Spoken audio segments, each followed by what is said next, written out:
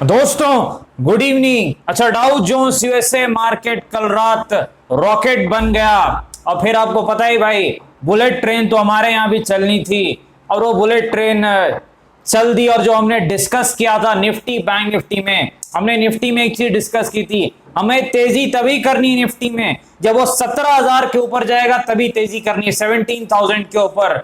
और बिल्कुल वैसा ही हुआ, उसके ऊपर शुरुआत हुई और आज तेजी मिली। और बैंक निफ्टी में तो हमने एग्जैक्ट लेवल डिस्कस किया था 35,900 के ऊपर अगर बैंक निफ्टी निकलता है तो मैंने आपको कहा था भाई 300-400 पॉइंट की तेजी तो बड़े आराम से मिल सकती है। फिर आप वो 21 ईएमए जो लाइन है लगा करके आप जहां तक प्रॉफिट मिलता है आप ले सकते हैं। ये तो 700-800 पॉइंट ऊपर चला गया, तो कहीं ना कहीं हमारी एनालिसिस जो चर्चा थी वो बिल्कुल सही साबित हुई है। लेकिन भाई अब आगे क्या हो सकता है डिस्कस करेंगे, निफ्टी बैंक निफ्टी और स्टॉक्स की एनालिसिस करने का प्रयास करेंगे। स्वागत है आपका आपके अपने चैनल टीके मनी में। मेरा नाम है Tribhuvan, SM certified in equity derivatives में। जो नए लोग हैं टेलीग्राम चैनल पर आ सकते हैं, टीके मनी सर्च कर सकते हैं। टीके मनी आपको सर्च करना है।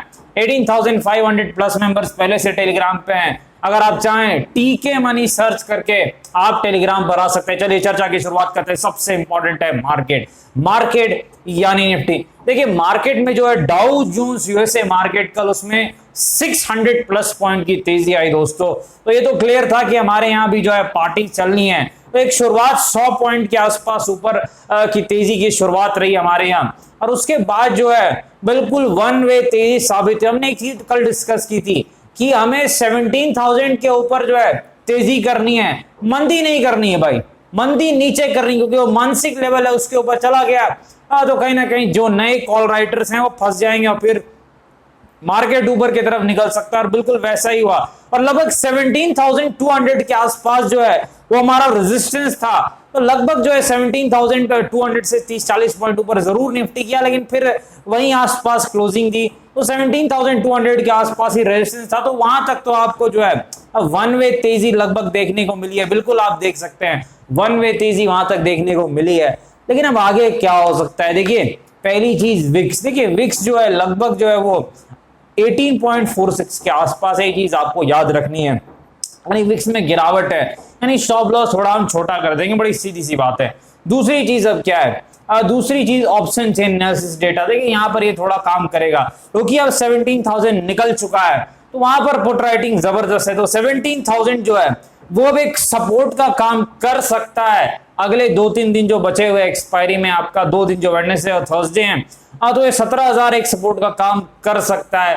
लेकिन वॉलेटाइल मार्केट है, फिर भी एक सपोर्ट जरूर रहेगा 17,000 17,000 तेजी वाले वहां तक जिंदा है, चीज आपको याद रखनी है। और 17,500 जो है वो वीकली जो है रेजिस्टेंस रहेगा, ये चीज आपको याद रखनी है। अब चार्ट पर चलते हैं भाई, देखते हैं क्या सपोर्ट है, क्या रेजिस्टेंस है, क्या कोई टेक्निकल लेवल है, क्या कोई तेजी मंदी का। देखिए पहली चीज क्लियर है, सपोर्ट भाई सपोर्ट 17,000 ही है दोस्तों, 17,000 ही जो है। 17,000 जो है वही पहला सपोर्ट है, ये चीज आपको ध्यान में रखनी है निफ्टी के लिए। 17,000 इज द सपोर्ट, क्योंकि यही से जो है दिन बदला निफ्टी का, एक अच्छी खासी तेजी आई है। और एक मानसिक लेवल भी है, बहुत ज्यादा इंपॉर्टेंट होता है मानसिक लेवल, ये चीज आपको याद रखनी है। रेजिस्टेंस कहां पर है, देखिए बड़ा रेजिस्टेंस अगर आप देखें तो थोड़ा हमें ऊपर के चार्ट पर जाना पड़ेगा, तभी जो है आपको कुछ ढंग का रेजिस्टेंस जो है यहाँ पर चार्ट पर मिलने वाला है, ये चीज आपको याद रखनी है। तो जो आपका बड़ा रेजिस्टेंस है लगभग 17,350 के आसपास है। 17,350 के आसपास ही आपका जो अगला जो है बड़ा रेजिस्टेंस है, ये चीज आपको याद रखनी है। 17,350 के आसपास अगला बड़ा रेजिस्टेंस है, ये चीज आपको ध्यान रखनी है। 17,000 के आसपास आपका जो है सपोर्ट है, ये भी चीज आपको याद रखनी है। अब देखिए तेजी के लिए क्या कोई अच्छा मौका है क्या, देखिए तेजी के लिए आपको मेरे ख्याल से 17,250 का लेवल अगर निकले तो फिर एक और तेजी का मौका मिल सकता है। 17,250 का अगर लेवल निकलता है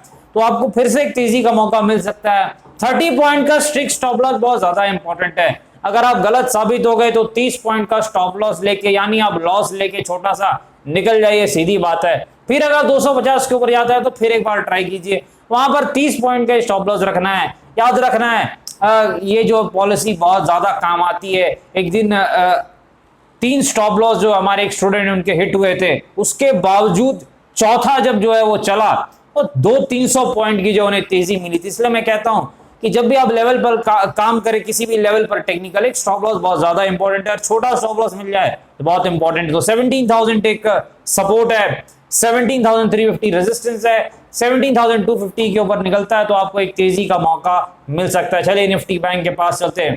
ठीक है, निफ्टी बैंक तो खैर वो कुछ ज्यादा ही भागा है, कहीं ना कहीं जो है 35,900 वो टेक्निकल लेवल था जो हमने डिस्कस किया था, ये वो लेवल था जिसके ऊपर हमने कहा था कि आपको 300-400 पॉइंट तो मिल सकता है, और बिल्कुल वैसा ही हुआ, उससे ज्यादा मिला। ये चीज आपको ध्यान रखनी है, क्योंकि निफ्टी बैंक वैसे ही चलता है और वैसे ही गिरता है, गिरता भी ज्यादा है, चलता भी ज्यादा है। इसलिए ये 21 डे एक्सपोनेंशियल मूविंग एवरेज की जो लाइन है, ये हमेशा हम डिस्कस करते हैं, काफी ज्यादा ये कारगर होती है, ये चीज आपको ध्यान रखनी है।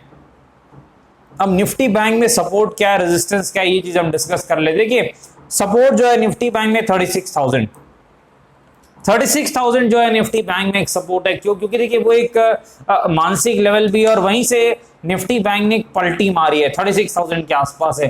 तो 36,000 जो है वो निफ्टी बैंक का एक सपोर्ट का काम कर सकता है, ये चीज आपको याद रखनी है। अब देखिए निफ्टी बैंक में तेजी के लिए हमें क्या चाहिए, 36,800 के ऊपर, 36,800 के ऊपर अगर निफ्टी बैंक निकलता है तो फिर आपको एक तेजी का मौका मिल सकता है। जी हाँ दोस्तों, 36,800 के ऊपर अगर निकलता है बैंक निफ्टी तो एक 60-70 पॉइंट के आसपास का स्टॉप लॉस लगा करके एक तेजी का मौका आपको निफ्टी बैंक में मिल सकता है।